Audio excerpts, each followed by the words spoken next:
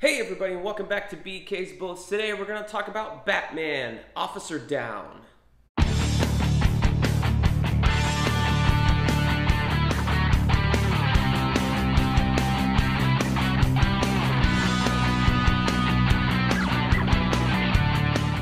Hey everybody, and welcome back to BK's Bullets. As always, I'm your host, Brent, and today we're going to talk about this Batman, Officer Down storyline. Now, if you don't know what this is, it's probably because it hasn't been printed in, I don't know, 20 odd years or so. I'm rereading the Batman New Gotham stuff. I'm slowly rereading all my Batman trades you see over my shoulder here, and it made it up to the part after No Man's Land where Brubaker and Greg Rucka take over Batman and Detective Comics specifically. So I read New Gotham Volume 1, and I noticed that at least when I initially bought it, that it did not collect 2 issues of that Detective Comics run. And I was like, where are those? They are here in this story arc. This is the crossover Officer Down, which saw Commissioner Gordon, who's on the floor here, get shot, and had the entire Bat family going out to try and find the guy who shot him. Now, is it a consequential storyline? In terms of like Batman in general, no, definitely not. Is it a fun storyline? Absolutely. There's great stuff in here. You got Greg Rucka, Ed Brubaker, Chuck Dixon, a smattering of other writers. This involved basically every Bat title in the Spectrum except Azrael at the time, who's seen here in his post-issue 50 outfit, which is, it's kind of blasé. Like it fits more into the Batman family at the time with Nightwing and his look and stuff, but not really like, doesn't scream menace, I guess. It's less menacing. But anyway, you got art in here from more writers. You got Bronton Carlton, Devin Grayson, Nunzio De Filippis. You got art by Rick Burchett, Jacob and Arnold Pander, R. Stephen Harris, Mike Lilly, Mike Collins, as well as a smattering of inkers and colors at the time. So this has 2 issues of Detective Comics in here that bookends the storyline where Gordon gets shot, and then the resolution of Gordon kind of like retiring as commissioner. So that's why when if you're reading, Gotham Central, Gordon is not commissioner, and that's because of the events that happen in this storyline. Why this isn't collected in the New Gotham trades, I don't really know.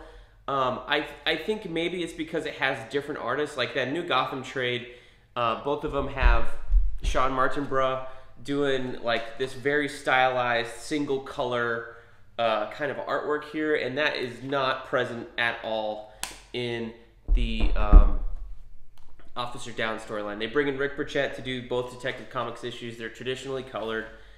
They look great, by the way. So it's maybe not fitting in the style of what was going on in that particular thing, and so maybe the trade dress and all that other kind of stuff doesn't really fit with the style. So that's fine that they don't include it. I just find it kind of weird that if you're going to collect all of Greg Rucka's Detective Comics run, you don't include these 2 issues here, much less the storyline at all, because of aesthetics. Like, it's kind of strange. But I think the storyline here is very, very fun. I had fun reading it.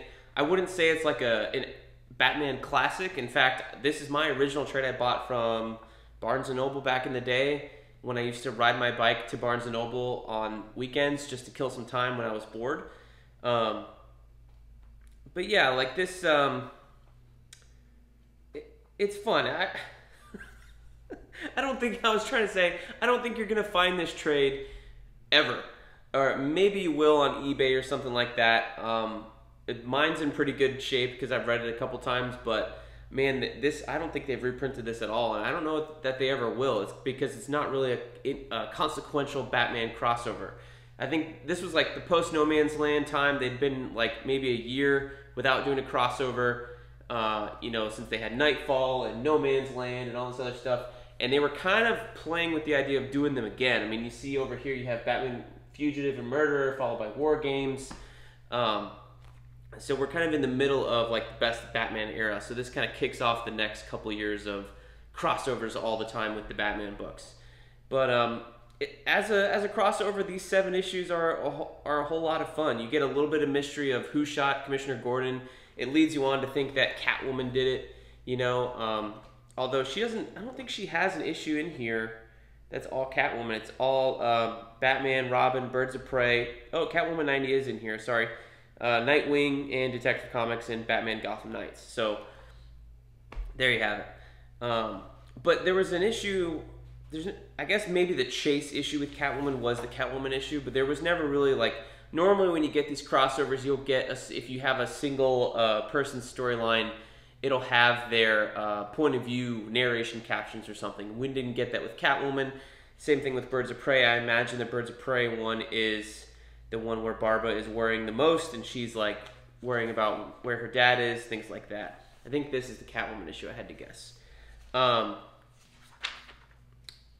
But what is strange here is they don't really, like, there's no covers in this trade. It just tells you, like, part 4, Officer Down. It doesn't say, like, this is Catwoman issue 90. There's all that stuff is in the back. But even with the back covers, which are all phenomenal, by the way, done by a single artist, they don't tell you there either which book is what. So that is, I gotta say, that is kind of strange. But, I don't know, I enjoyed it. There's a little bit of a weird thing that, like, the person who shot Commissioner Gordon is not really, it just ends up being like a random guy with connections to Gordon. It's not a Batman villain. It's not anything, you know, that's set in stone. There's also this stuff with, like, it's not anything that is, you know, punished. You know, I guess you could say the guy gets away with it on a technicality. And that's some of the weird stuff I was encountering reading this 20 years on. You have this speech from Gordon talking about the keys, the handcuff keys, giving to his fellow detectives on his MCU, Major Crimes Unit squad, saying, like, we have the power to take people's freedom away. But then at the same time, you also have cops like Renee Montoya and Bullock wanting to take the law into their own hands. And 20 years on in 2022, that doesn't read as well as it did 20 years ago, post George Floyd and police brutality and Ferguson and all these incidents that we've heard about now. And this is pre all that, so you have to read it, I guess, with a grain of salt and be like, yeah, that wasn't, I don't think Greg Rucka or Ed Brubaker would write that in the same way today, because I know their politics and they pretty much align with what I'm thinking would be reflected if this book were written today, you know. But yeah, so there is a certain bit of that rogue cop stuff going on. I mean, it is Gotham City in the 2000s, so you have a little bit of that. But Batman here, you know, for it being a Batman storyline, doesn't really do that much. He spends most of his time at Gordon's side in the hospital, so you really get a good look at the Bat team of the early 2000s of Batgirl, Robin, Nightwing, Azrael, going on the hunt for this killer and doing the detective work. In fact, the detectives in this book, Crispus Allen, Renee Montoya, Harvey Bullock, are all also center stage here and become characters in their own right that we'll get to learn a lot better when, you know, we get to Bruce Wayne Fugitive and Murderer and stuff like that.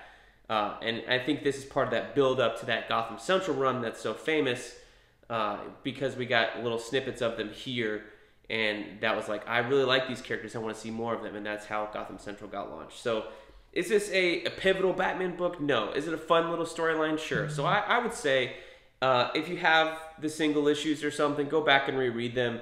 If you find this trade at a convention in a $5 bin, definitely pick it up. I think it's well worth your time. Certainly slots in between these New Gotham trades very, very well. On my bookshelf, I have New Gotham Volume 1, followed by Officer Down, followed by New Gotham Volume 2, and then Brubaker. Because for whatever reason, Brubaker doesn't take over Batman until towards the end of the New Gotham Volume 2 stuff. So, you know, I think it's a fun little storyline. I enjoyed rereading it. I don't think it's pivotal, but it is kind of like a fill-in if you're reading the New Gotham trades and all of a sudden, like, the first issue of New Gotham is Commissioner Gordon coming back to work after No Man's Land, right? And then you get to New Gotham Volume 2 and there's a blurb that says, hey, Commissioner Gordon's been shot and he retired. So where does that happen? That happens here in Officer Down. So I think it's fun. It's fun to see the Bat family work together on a mystery, and that's mostly what this is. You know, with Batman kind of doing a lot less. And you get a little bit more of like the legal side of Gotham City and the legal wrangling and figuring out a way that, you know, somebody can get away with something, even though they know absolutely without a doubt that somebody did do it. If you can't prove it in a court of law, then, you know, they go free. And that's kind of what happens here at the end of this book. So that's my review of Batman Officer Down, as rambling as it was. I hope you enjoyed this video. Let me know down below in the comments what you think of Officer Down, and we will see you guys next time in the Funny Pages.